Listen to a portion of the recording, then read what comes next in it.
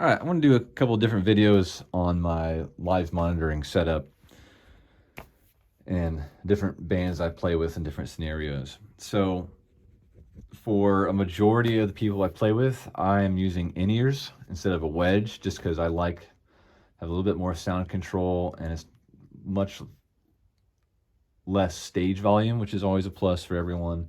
And most importantly, it saves my hearing. So I'm gonna kind of go down the pieces that I use. For my main gig, it's mostly a kind of rock and roll vibe. So I do use the Tama RhythmWatch. Most of our sets aren't longer than 2 hours. So we're running this only has 30 songs on it, so that works pretty well for what we need. If you're doing 3 to 4 hours a night, it can be kind of tricky to kind of do some planning on that. But for any gig I play with that's requiring ears or any sort of live sound, I'm using the Xenyx 802 mixer. You can use the 502 depending on what you need. I'll kind of go back and forth on the two. But for what I do mostly, I need to send this click track to the other band members because they're using a wireless ear system. So the 802 allows me to do that, and I get a little bit more control on this than I would with the 502. But for line one, I have this XLR here. This is what would be my monitor. So when we do load in, and even ahead of time when we send out a stage plot, let them know that I don't need a wedge. I just need an XLR send from front of house to plug in for my feed. And then line two here, this is my metronome. So that would be coming from here, just using a short instrument cable. I think this might be the 6-foot version. That goes into there. I've got my phones, my headphones extension here. So I got this plugged in, and I plug in my ears. I use the Mackie triple drivers for that. I've been really happy with those. Most importantly, so on this board here, you see we have these FX knobs, and we have an FX send. So I would turn this up, and this is what I have plugged in. So going from this instrument cable to a DI, to a XLR that would go out to front of house. So they would front of house plug that into their board and be able to send that signal to the other band members. So that's how I send the click track to the rest of the group with this. And so talking about the 502 here, Steven Taylor has a video on using this for his Broadway gigs. And really this works for a lot of people. This would probably be pretty good for most groups.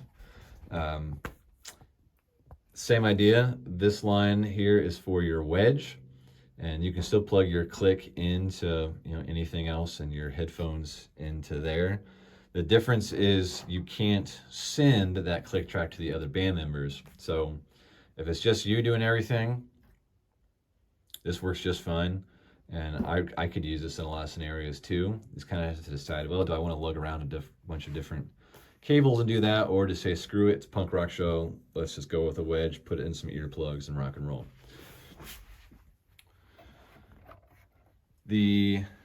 So with my click track, I recently got this foot switch that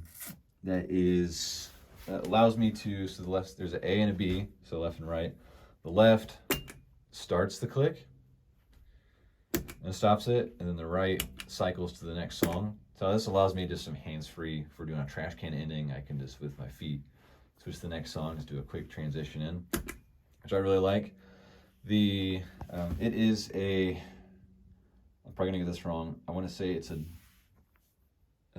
disconnected or unconnected scenario. So the instrument cable on this, you see it has these two bands here, different from, say, just the general,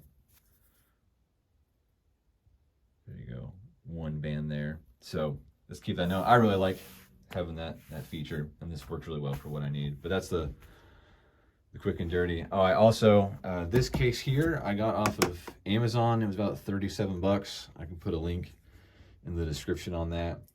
It'll hold my mixer, a bunch of cables, the metronome, the connection here. I'm using the Tama fast clamp with the